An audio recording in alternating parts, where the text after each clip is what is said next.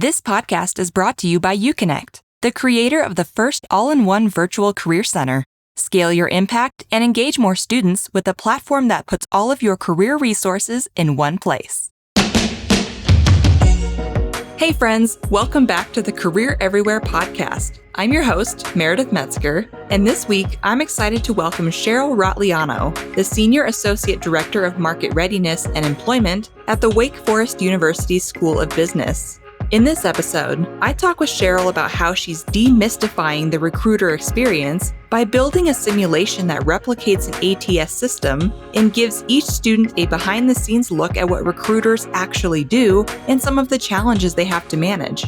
Cheryl shares what the simulation entails, how she created it, why it's so important for students to develop empathy for recruiters and the recruiting process, what results she's seen, and more. Hope you enjoyed the episode.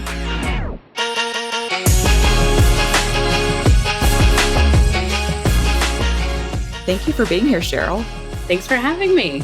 Yeah, I'm super excited to have you, and I've been looking forward to talking to you today about how you and your team are, as you put it, demystifying the recruiter experience for your students there in the Wake Forest School of Business.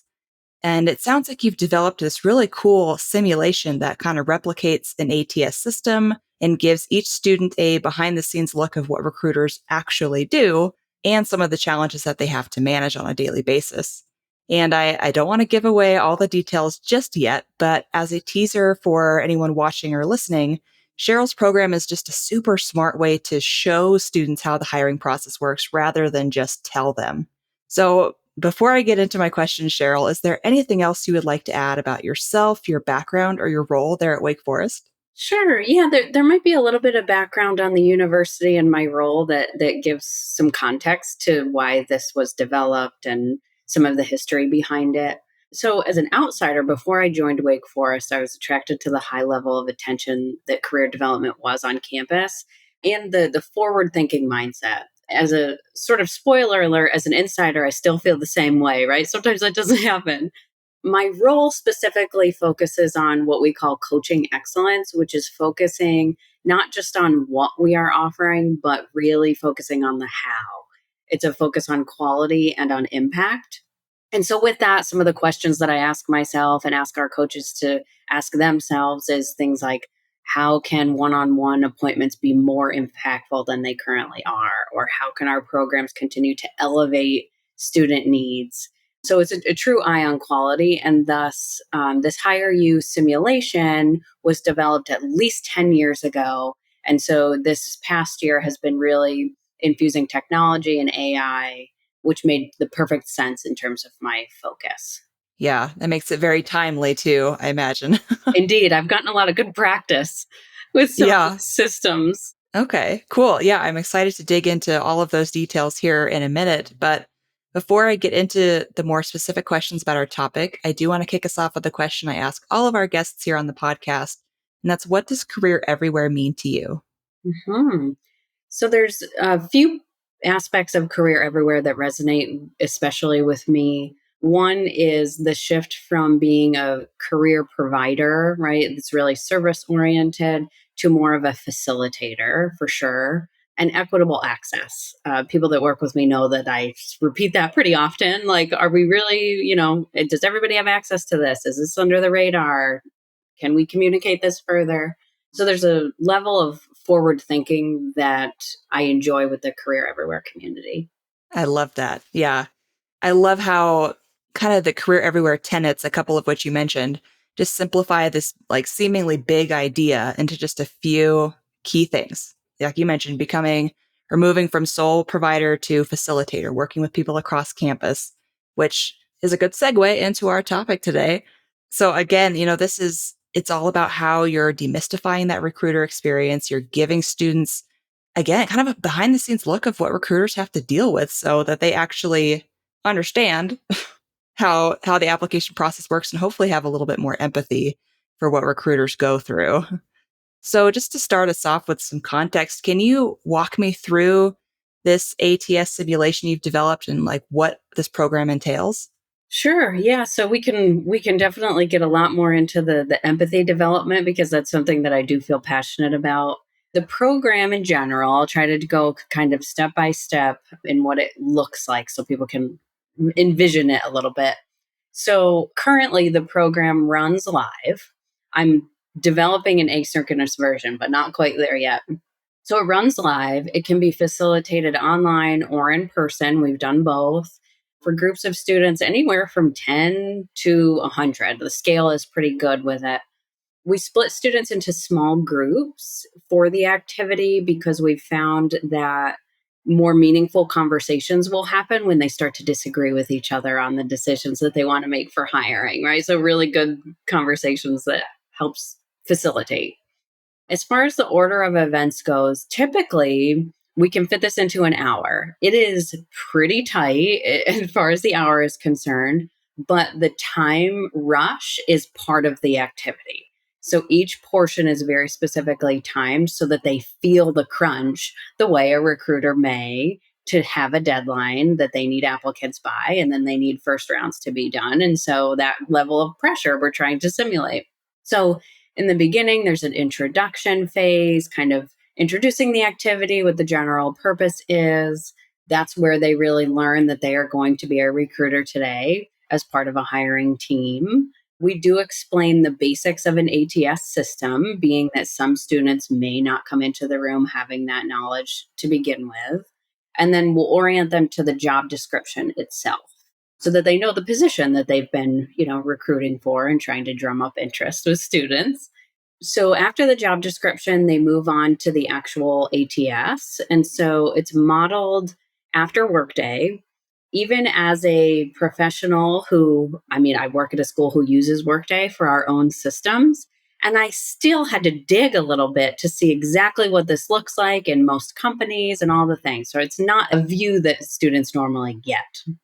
And so they see in this simulation a model after Workday that includes the candidates, all kinds of other information, of course, their resume, how the ATS would have scored them, any event attendance that the recruiter may have put in based on visiting a campus, their date and time of the application, things like that, right? And it's a good level of information and slightly overwhelming as, again, you're in a time crunch trying to figure out how to do this. So they have 15 minutes to sort through. Currently, it's at 40 applicants, which is still small in the scheme of many job applications, but they have 15 minutes to select 5 candidates. In that 15 minutes, they're not given a ton of direction as to how to select those candidates because that's part of the learning opportunity, is that each small group will come up with their system. Do they want to rely on the ATS score itself? Do they want to create emphasis on people who submitted an optional cover letter, right? There's all of these judgment calls that they're trying to make really quickly. The next step after they select the 5 candidates is to watch interviews. Throughout that interview stage and throughout the resume stage as well, we specifically put in a couple of common hiccups that recruiters can face midway into their process. So as an example, there's a group of candidates in the 40 that never submitted an interview. And so we've contacted them. We're excited about them, but they missed the email. And so they couldn't submit the recording as requested. And so students are making a lot of calls on the fly as to whether they want to go back to the pool, whether, okay, well, now I'm just going to continue with 4 and so forth. After watching the interviews, they're instructed to solidify their top 2 candidates. At that stage, they're given the salary requirements that were put in for the applications for those candidates. And so again, a learning moment to see what does a recruiter do when you put NA or you're over the range that was clearly communicated on the position, right? So all of these types of things to give a viewpoint into where some of the hiccups can lie. They eventually, share at the end who their top candidate was, who they would have hired, what salary they would have offered them, and their general rationale. And so the debrief is a really important part of that, with asking all kinds of different questions about how their biases played in to their decision making, any disagreements within the group, right? There's as an example, a cover letter with a typo. How do we feel about that, right? Some people might be like, all right, I can set that aside. And some people are going to be like, absolutely not. And so the debrief is a really fun portion of the activity, but also helps them create their takeaways. Yeah, I love how holistic that is and that you managed to fit it into an hour. Oh my gosh. It's tough. It's tough. It's pretty fast moving. It could probably be expanded in time. Oh, that's awesome though. I'm curious at that last step, the debrief, are you asking them these questions or is there like a form they have to fill out? How does that work? Mostly it's conversational. Okay. The one thing that we've changed over time and that I'll do this summer when we facilitate this is allowing each group, like on some sort of a whiteboard, probably with our classrooms, to be able to identify their candidate so that visually we can see all the differences in who people chose. Because there's not an obvious candidate to choose. There's lots of good choices, some mediocre choices, right? As I would consider them. So far, there's a lot of groups who pick different people. Interesting. And that's all part of it. So most of it's conversation, just facilitated, asking questions. And students get really opinionated about this. So I always think that's a really fun part when they're feeling emotion towards it, I think is a good sign, right? That it'll click in their memory and that they'll retain some of the takeaways. Yeah, absolutely. I just love this whole setup because I'm kind of this way in that I learn by doing rather than just, someone like lecturing me or talking to me about it. I definitely like to apply Hmm. what I'm learning. So I could see how this would be really effective for your students. Yeah. Yeah. It's fun. That's super cool. I'm curious, why did you decide to set up the simulation or kind of make these adjustments that you've made recently? So, both at my time at Wake Forest and then at other universities as well, there was some common comments from questions, some of these like common topics that kept coming up. So, I imagine many of the listeners have heard something to the effect of like a student saying, I know my career coach is saying to tailor my resume, but like, who has time for that? Or, LinkedIn Quick Apply is great because it's fast and easy and I don't have to do a lot to just apply, right? And blast out those applications. I'm sure we've all heard to some level networking is just an awkward thing to do. So, like, can I not? And so, many career practitioners, I think, are highly educating students on what they should do, but I've always still felt resistance. And so trying to come up with different ways to actually change their behavior. I go back to some of my psychology undergrad days of, all of these theories and things. And the one that stuck in my mind for this was the theory of planned behavior. And so it's the factors that will contribute to somebody actually changing or deciding to do something. And so it paraphrasing the three factors are, do I want to do this? Should I do this? And can I even do this? And so, considering the three factors with revamping the simulation, it really aims to show them so that it can hopefully lead to that behavioral change.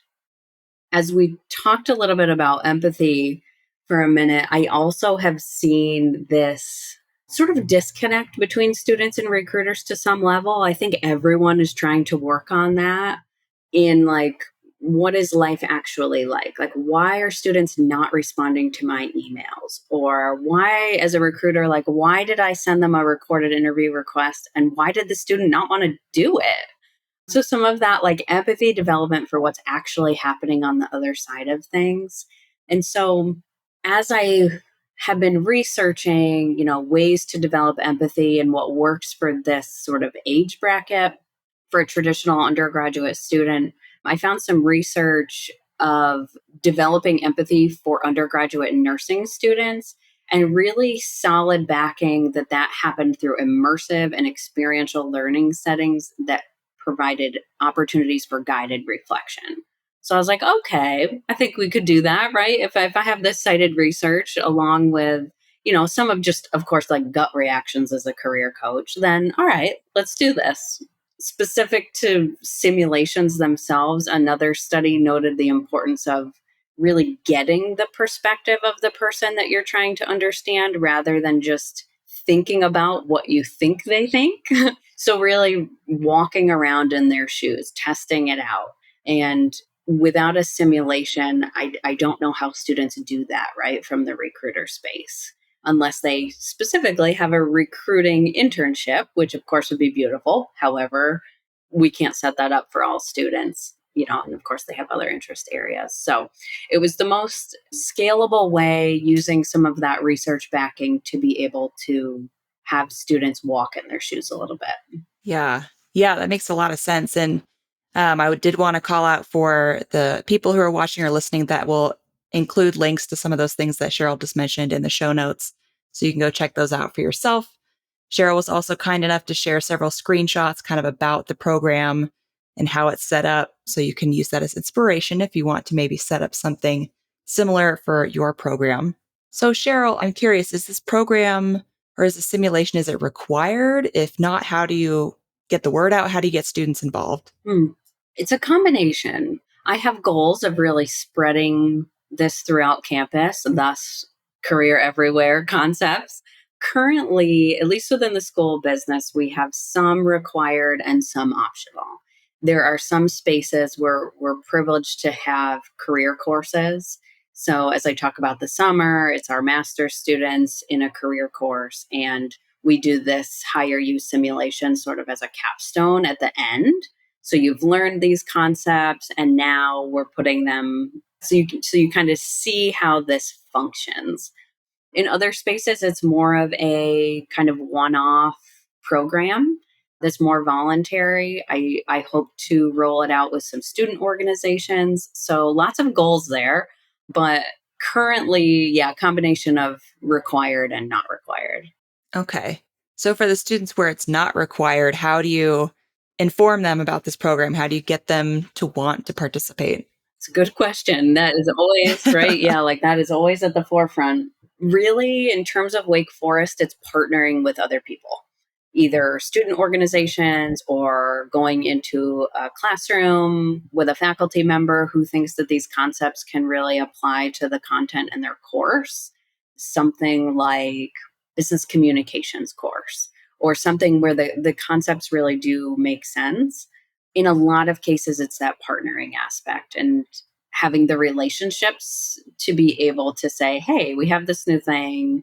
If you're interested, like, here's some information. And having that kind of level of trust, we're lucky to have at Wake Forest. Yeah. I've heard that theme throughout most of these podcast interviews. It's that it's all about those relationships, especially with faculty and staff across the campus. So yeah, that makes a lot of sense. So I'm curious, I know this is going to be kind of a big one for anyone listening to this episode, but how did you go about setting up this simulation? It's a good question. I could talk for a while about this, so I will be detailed but brief. Certainly different phases of development. As I said, there was a version of this simulation that existed that we used for at least 10 years prior to now. That version was using like paper versions of resumes, and the concepts were getting across, but we weren't using technology and certainly weren't tying in ATS systems at all. So, to some level, I did have that foundational work built out, and then I was adjusting and doing a lot of tech adjustments. And so, my steps were, in terms of preparation, the first would be deciding on a job description that is as specific as possible, but general to the as many students as you possibly can, right? And that's kind of tough. I went with a version basically of a leadership development program. And so to try to be able to point to some specific skill sets, but have most students be able to be interested. And so writing the job description, writing the diverse set of resumes, that was a heavy lift there. Some AI assistance, which was helpful. I used 40 to be able to, for the timed simulation, have enough. But, would I have liked to do 200? That would have been great. But 40 it is for now. Um, Scoring them the way the ATS system would, right? I knew that was going to be a portion of it. And so doing that. and then creating the AI generated interviews. So that was ChatGPT inputting the resume, inputting the interview question, and then giving it some direction. And so, of course, you want these responses to be different. And so, as I was creating the AI videos, I'd say, pause in weird places or make it seem like you're not confident or talk only about your student org, even though your resume says a lot more. Right, all of these kind of different prompts to try to save time in the generation of this. So the first stage was really the content generation, that I used AI as much as I could. Once those foundational pieces were in place with all the folders and all the things, I organized them onto a website. Not a website designer, but some free website builders that make it pretty easy. I used Wix just out of a hat, Wix, but there's tons of them available. The third step being the kind of spot checking. So, as I said before, we didn't want there to be a really obvious candidate that rose above everybody else, right? Because the learning and the takeaway is based on the different judgment calls and the disagreement that happens. And so making sure that there are pros and cons built in and that I haven't accidentally made all of the seemingly female candidates a lot stronger, right? There's all of these other biases that I have to be careful of too. And then step 4 being the testing and pilot phase, right? As anything new, we're trying to try to roll it out in stages. And so not too long ago, had a bunch of our career coaches do it to see if there's things we want to add, see if they chose different candidates, which they all did, which I thought was fabulous. So that's the general steps. I think the most amount of time spent will be in the content generation portion. Yeah, I can imagine. And do you just kind of use the same job description, the same group of resumes, the same video interviews? Do you use those just across the board for the different groups that do this? Yes, for now.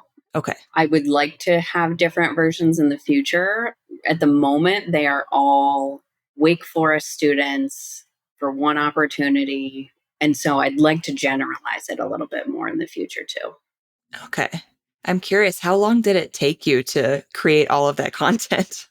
AI did help, but I'm the type where, like, if I can have some really focused days, it will help, right? Rather than like little chunks. So I found myself, I think it was give or take, because I get pretty like determined when I'm taking something on like this, where I just want to finish it so bad. It was like 3-4 days, Okay. work days. So, a good chunk of time all in all, but 20-ish hours. Okay.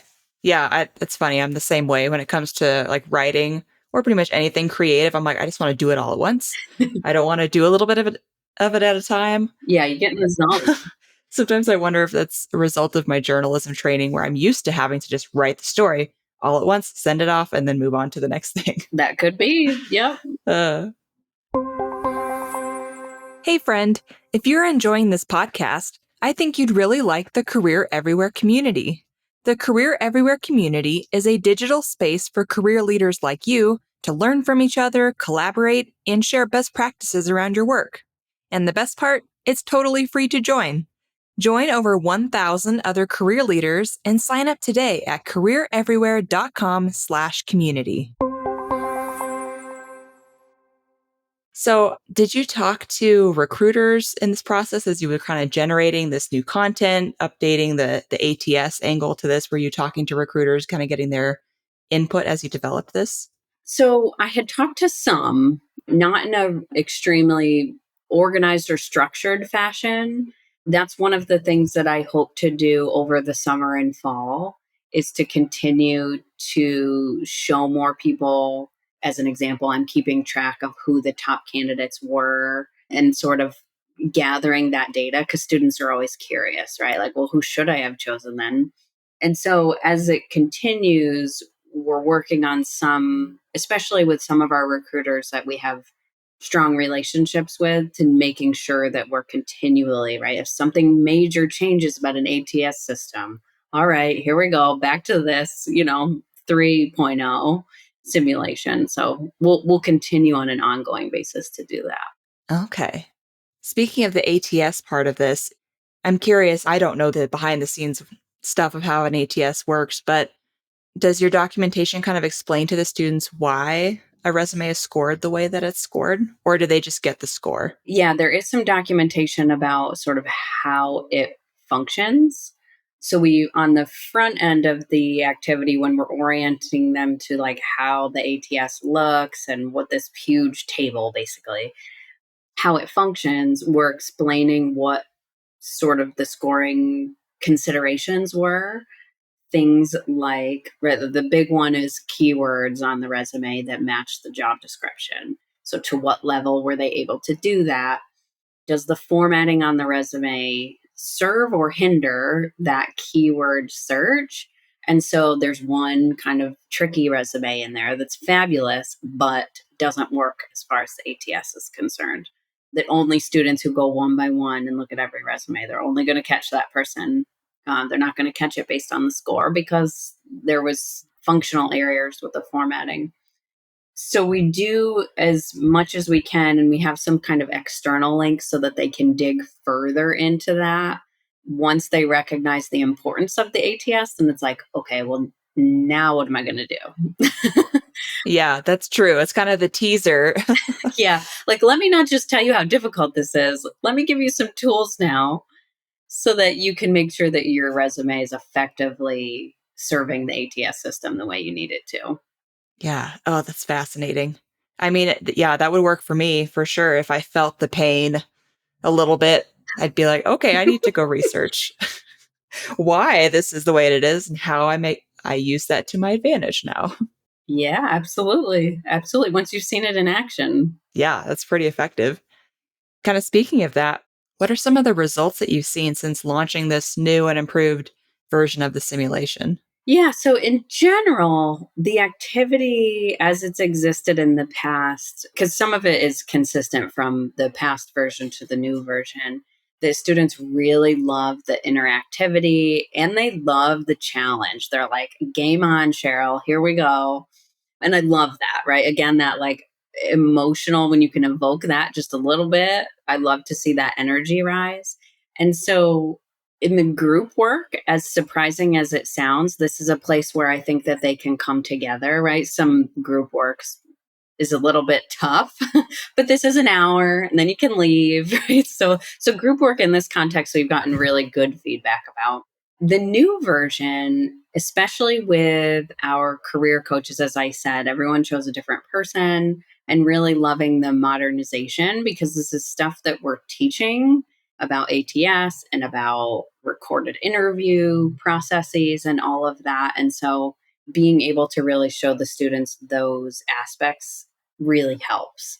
So far it's mostly subjective feedback, and I'm working on collecting some real data as we continue with students in this academic year.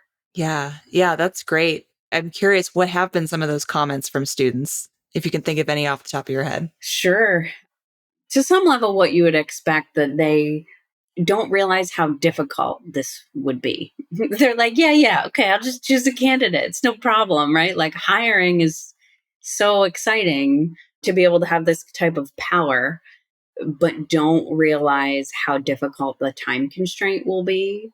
And so they walk away having enjoyed the challenge, but also like needing to process it for a bit after. And so there's that aspect. And then just generally, again, like because the way it's set up is ATS heavy, right? There's personal aspects, did the student attend an event and have they gotten a referral and things of that nature? But we're using tech for this for a reason to emphasize the ATS. And so their takeaways usually are, whoa, this is serious stuff that I need to figure out how to do. And that's perfectly okay with me, right? If I can emphasize the importance of something and then give them resources for them to explore and then engage later with their coach, then I think we've met the mark there. Yeah, I'm sure it gives them lots of opportunities for some self reflection on what they have done as a student and what they might look like as an applicant to a Yeah. recruiter. Yeah. It's a good perspective to have and also humbling. I um, bet. for sure, right? Which in my opinion sort of is like you could be humbled now in your preparation phase or humbled later, maybe both anyway, but we may as well educate you now on what this looks like. Yeah, in a safe space. Right. Right. This is a fake job. All is fine. We just want to inform your strategy so that it's not too difficult when you really get into it. Yeah, so you're not going in blind. That makes a lot of sense. So to confirm, the job description that these students are hiring for is like an entry level, like a first job out of college Yes. type of job, something like similar to what they would be applying for. Yep. It's modeled after some sort of traditional leadership development program, but it's a fake job description. Okay. Interesting. You know, you've kind of touched on it a little bit, but what's your vision? What are your future goals for this program? There are at least a few, but the main one at the moment, at least the one that comes to mind immediately, is sort of in the spirit of career everywhere, is wanting to spread this higher U simulation further in Wake Forest, right? Hitting some of those pockets that we may not reach to the same level. I would love to train other coaches to be able to facilitate the activity for sure. Again, in that like spread of knowledge, like let's have every student partake in this activity, right? Why not? I would love to have an asynchronous version at some point. I've been playing around with that so that students at 2 a.m. can take themselves through a recruiting simulation if they so choose. And then the other piece is continuing to collect data and feedback, right? As this is purposefully fluid because that's how the system works, right? I don't know however many years ago, and I was not talking about ATS systems at all. And here I am. So, wanting to continue to change, adjust to truly be in line with what the market is looking like. Okay. So to clarify, right now, are you the only person that is facilitating this? You facilitate on your own? At this moment, yes. There are other people who have been facilitating, in years past, the version 1.0. And so far, it's been me with the 2.0, working on it. Wow. That's a lot. I have so much fun with it, though. It's like barely even work. Yeah. Oh, that's awesome. That's kind of the sweet spot we're all aiming for, right? Right. So when you were talking earlier about wanting to get this in front of more students, maybe getting it into more classrooms, would that involve like training faculty on how to facilitate this themselves? I would be thrilled to do that for sure. Yeah, I'm a yes person, so if faculty, I'm like, yes, why not? It's not so complex where it's not possible. The way that the facilitation runs, it's teachable to non-career coaches. So I would love to be able to do that. Yeah. And theoretically, if they were that knowledgeable about the application hiring process that they could facilitate this, then maybe they could also work these concepts into the rest of their syllabus. Absolutely, It's a right. win-win. Yep, yep, I agree. That's cool. Well, I'm excited to see what the future of this simulation holds for you all. Absolutely. Yeah, me too. Cheryl, I mean, you've already offered lots of great advice, but is there any other advice that you would give to career leaders who may want to launch a program similar to yours? I think with anything that feels new or feels forward thinking in any way, my advice is always like set the time aside. It's worth it to be able to do something new that feels exciting, that really might catch on in a really positive way for students and has great impact. And so the build out is time consuming for sure, but it's worth it. Yeah. Yeah. I mean, it seems like that's been the case for you for sure. Mhm. I just thought of another question, but I'm just kind of curious. Do you have any favorite stories or memories from any of the groups that you facilitated? Any like major light bulb moments, anything you'd want to share? Oh gosh, there's quite a few. I find a lot of amusement and joy in watching the small groups of students interact with each other. it also plays a lot into team dynamics, right? So it's like there's going to be the leader, there might be some more passive people and things. I remember a group specifically in one of the examples I used earlier of that there was a typo in a cover letter. And like they could not get over the disagreement on this typo. Otherwise, a great candidate, right? Because it's designed in a way to not be an obvious decision. And this, I mean, this particular team spent a good 10 minutes, which is a long time, on this one candidate to decide whether they were going to agree with this typo. I've had other groups where they actually split in two and they're like, well, we really couldn't come to a decision. So, like, we as this group selected this candidate and we as this group selected this other candidate. I'm like, all right, well, that's really interesting. That's not really how this works. But let's talk about it, right? So, all of that, like pulling things out as to how things can happen. Again, that like bit of emotion that comes in that, like, I am digging my heels in. I am not going to be okay with typos ever. And other people that don't care as much about it. So that particular one tends to have strong opinions. Yeah, yeah, I bet. I'm sure there's some people who are like, mistakes happen, and others who think, well, this shows clearly a lack of respect for the job and the process, so why would we hire them? Yep, yep. And you said you were journalism, right? So I can Yeah. imagine. So I would probably have some strong feelings on a typo making its way into a final resume. Yeah, that's fair. That's fair. uh, I'm curious too on in like the debrief, you mentioned that you kind of talk about those biases that can crop up and how you might reflect on that and address those. How do you facilitate that part of the conversation? Like, what kind of questions are you asking? So it starts out with a really general question like, did you find any trends in the candidates that you felt, I'll say attracted to, but any candidates that you were drawn towards? Did you notice any trends? And they keep track of, right, like who their first five were, and then who the two were, and then who their final was, so that they can look back and see. And it does happen for some groups where they will end up with sort of a subset of their population. Not that we have all the demographic information on each, right? Just like an ATS wouldn't necessarily have that. But so noticing trends is sort of the first like safe question that we go into. And I think with students, at least in my experience, again, in like kind of creating the space and the vibe that we're going for, is most of them call themselves out. They're like, well, I really like athletes because I'm on the soccer team and I just think that people are more motivated if they play sports. And I'm like, okay. And so it's continuing to like pull out those questions, as so in that case, that one has actually happened where they're like, well, I'm going to pick people that play on sports teams. And then it's, do you think that there's anybody that you would miss if you only took that approach?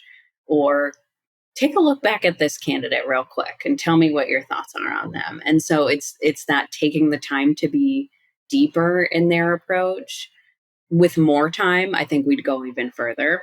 We talk a lot about name discrimination, so that's always part of it. The job description says some line like, we are specifically inviting diverse candidates to apply. And so hopefully they've picked up on that with the job description. Like, this is what my company's asking me to do. And so they're like, well, Cheryl, how am I supposed to know that besides creating judgment on their name? And I'm like, that's a good question. Let's talk about it. Yeah. And so we talk sometimes about blind ATS system, right? And like all of these other things that can exist. And some of the realities of the system. Again, in that, like, let's not go in blind. Sometimes name discrimination can happen. We shouldn't pretend that it never will, because I'd rather you align your strategy with what will work. So some of those different things can come up in a really awesome way. Sometimes tough conversations, Yeah. but ones that I think need to be had. Absolutely. Again, just for introspection on their own part and hopefully growing as a teammate or someone who's going to be working in hopefully a diverse workplace, kind of understanding some of those nuances. And also, again, like we were talking about earlier, developing that empathy for recruiters who have to manage these challenges and think about these things all day, every day. Mm-hmm. Yeah, it's not an easy position. No, And no, I know. nothing else they understand that after the simulation. Yeah, I know. Just having this conversation with you and in our prep call, I'm just like, man, recruiters do a lot. It's So true. kudos to any recruiters listening to this episode. We appreciate you. Mm-hmm. Okay, well, I kind of want to be mindful of our time here, but Cheryl, is there anything else you would like to add before I start wrapping this up? I think the only thing I would just invite anybody listening that if you have thoughts or feedback, as I said, or this ever evolving simulation, to feel free to reach out and let me know. I've collected a bunch of perspectives and I have not collected all of them. And so feel free. I am sure you will have some folks take you up on that. I'm sitting over here like Cheryl needs to patent this program. I have thought about it. I have Yeah. considered this. I don't know how to do that, but Hey, maybe there will be some demand for it. yeah. Okay, well, kind of on that note, if folks would like to connect with you or learn more from you about this topic or anything else, where is a good place for them to do that? Either LinkedIn, I'm a career coach, I'm on there all the time, or my email is fine too. I'll respond to both. Okay. And for those of you who are watching or listening, I'll be sure to include links to Cheryl's LinkedIn profile, and I'll include her email in the show notes as well, so you can easily find her on there. All right. So Cheryl, to wrap us up, I like to do this answer a question, leave a question thing that I do at the end of every interview. So I'll ask you a question that our last guest left for you, and then you will leave a question for the next guest. So our last guest was Sarah Coburn of St. Lawrence University, and she left this question for you. What day of the week would you be and why? Okay. So I asked my husband this earlier when you sent me the question. Luckily, right? I'm glad you sent this to me in advance, this one. So I want to be Saturday or Sunday, but I'm not. My real answer is Thursday. I'm highly productive. It's just sort of how I function. So I'm not quite so serious like as a Monday, Tuesday, but like Thursday, you still have some fun in sight, but you're still, getting the work done. So that's my answer. Thursday. I love it. Not quite so serious as like Monday, Tuesday, but still a work day. Oof. I would want to meet the person who says they're a Monday. I'm curious. That would be fascinating. Awesome. Well, what question would you like to leave for the next guest, Cheryl?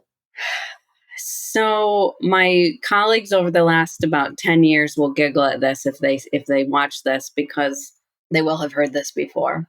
It's a question I ask in interviews a lot. And so my question is, what would you do if you found an elephant in your backyard? That is the question. Interesting. I have heard this full spectrum of responses to that question. I think I would take a picture first. After that, who do you call? Yeah, right. Somebody help me. That's awesome. I'm curious why ask that one in interviews? Is it just to gauge people's sense of humor, or partially, yeah, to see how they how they respond to a question that they weren't expecting. And the other thing is because there's really not like a proper, a right response. So you can see people who are trying to just appease with the right answers. You can see them trying to figure out, what am I supposed to say here? And then when they realize that there is no correct answer, they truly just say whatever they would have actually meant. So kind of a personality question. Yeah. I've heard call my mom. I've heard call animal control. I've heard have all my friends over so we can take a selfie with it, across the board. Go find some peanuts. Yeah, feed it. Elephants like peanuts, right? Oh, yep. I love that. I'm excited to hear the next guest's answer to that one. All right. Well, Cheryl, thank you so much for taking the time to join me on the podcast today. This was a really fun conversation, so much practical knowledge. And again, for the folks who are watching or listening, I will be sure to include those screenshots, all of the resources that Cheryl mentioned, so you can start maybe thinking about how you might want to apply this at your campus. But anyway, yes, Cheryl, thank you so much. This was great. Sure. My pleasure.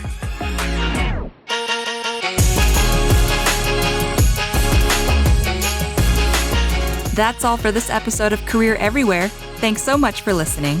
If you enjoyed it, please be sure to hit subscribe and rate and review us wherever you get your podcasts. We'll see you next time.